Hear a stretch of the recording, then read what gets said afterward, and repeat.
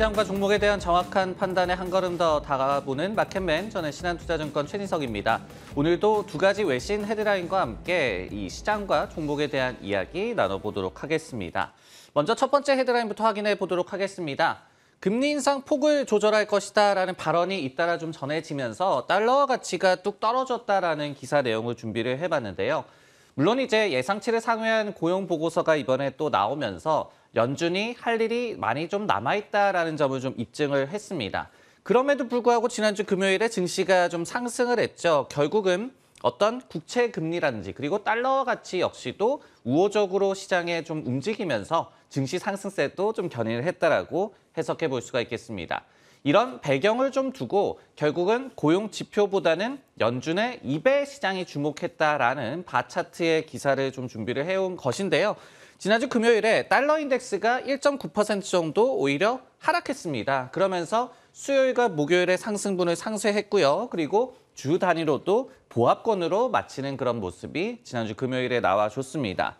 FOMC 미팅 이후에 파월 연준 의장이 매파 입장을 재확인을 했죠. 하지만은 인상 속도를 좀 조절하겠다는 그런 여지는 남겼습니다. 여기에 더해서 지난주 금요일에만 무려 4명의 연준 위원들이 비슷한 얘기를 하면서 이에 좀 동의를 하면서 시장에 좀 도움을 주는 모습이 나왔습니다. 첫 번째로는 이 수잔 콜린스 보스턴 연방은행 총재의 발언이었습니다.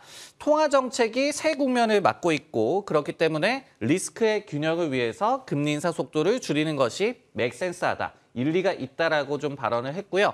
그리고 이제 시카고의 찰스 에반스 연은 총재 같은 경우에도 물론 지난 9월에 제시했던 점도표 대비해서 금리가 더욱더 높아질 것이다라고는 얘기를 또 했습니다. 하지만은 연곧 후 75베이시스 포인트 인상에서 한 발 물러서는 게 가능하다라고 또 발언을 했습니다.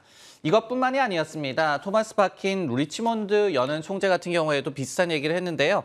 더 길고 높은 금리가 좀 나타날 것이다라고 예상을 했습니다. 금리 인상 경로를 얘기한 것이 되겠죠. 하지만은 속도 조절론에는 그대로 동의를 했고 그리고 카시카리 미니애폴리스 연은 총재 역시도 비슷한 얘기를 하면서 달러 가치가 떨어졌고 이에 따라서 증시도 우호적으로 반응을 했다라는 그런 기사 내용을 준비를 해봤습니다.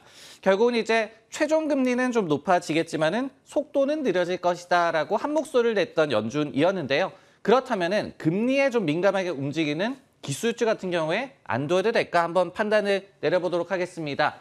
배드라고 아직까지는 좀 안 둬하기는 힘들다라고 좀 표현을 해봤는데요.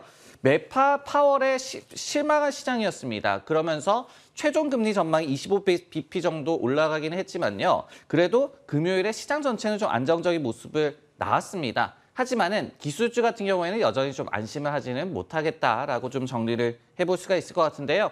지난주 금요일만 하더라도 세일즈포스라든지 서비스나우, 클라우드플레어 같은 주요 클라우드 관련주는 시장 전반과 좀 디커플링이 되면서 좋지 않은 흐름이 급락세가 나오는 모습이 나왔습니다.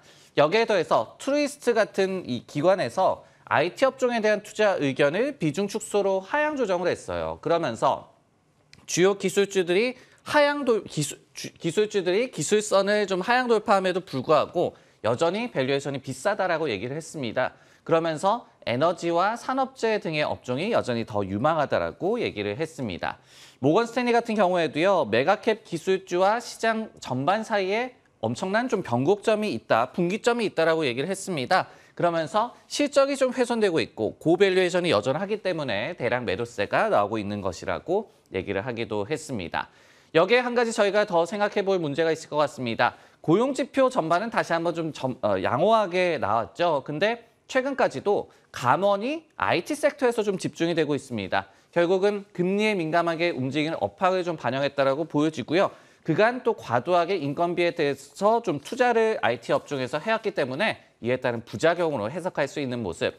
금리 상승에 대한 좀 이 우려를 더는 지난주 금요일에 시장 움직임이 나왔음에도 불구하고 기술주에 대해서는 아직까지 경계를 하는 그런 목소리가 높음을 저희가 알 수가 있겠습니다. 네, 다음은 종목에 대한 얘기 한번 확인해 보도록 하겠습니다. 헤드라인부터 한번 확인을 해보면요. 애플이 인도 생산업체에 페가트론을 추가했다라는 그런 소식을 준비를 해봤습니다.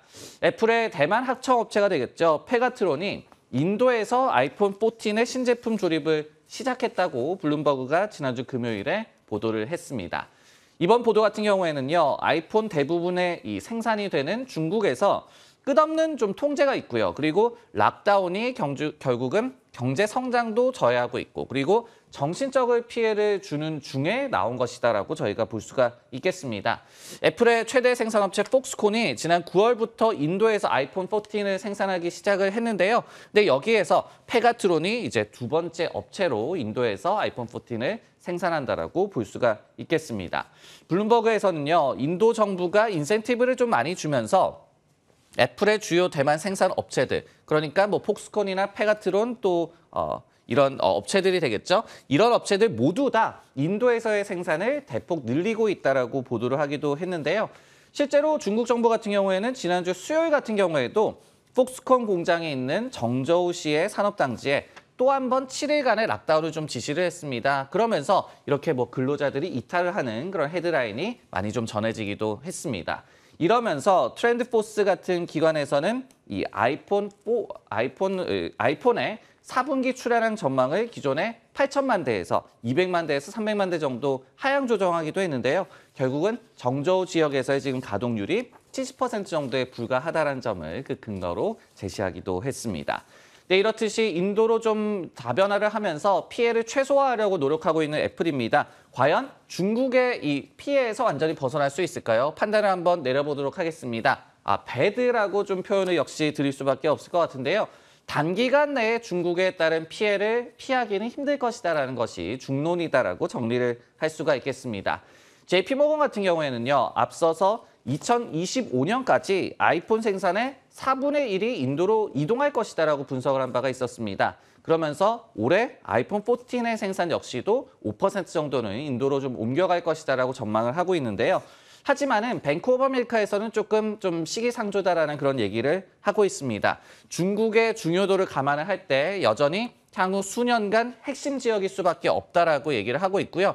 그리고 이제 생산업체의 존재감도 문제가 되겠지만은 모듈러라든지 아니면 자동 조립 시스템 등의 중요성을 감안을 해봤을 때 중국이 여전히 애플 입장에서는 유리하다. 빠른 이별은 힘들 것이다라고 얘기를 하고 있습니다.